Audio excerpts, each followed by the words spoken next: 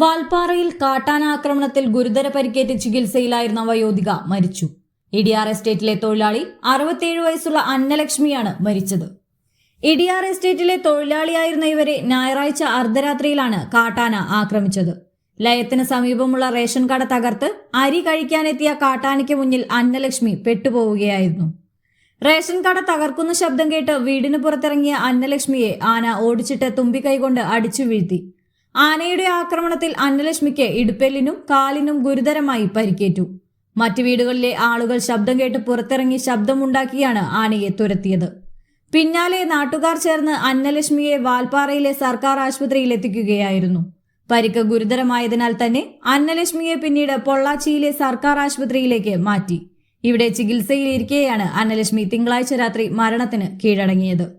മേഖലയിലെ വന്യജീവി അക്രമങ്ങൾക്കെതിരെ തമിഴ്നാട് സർക്കാരും വനം വകുപ്പും കാര്യക്ഷമമായി ഇടപെടണമെന്നാണ് നാട്ടുകാരുടെ ആവശ്യം.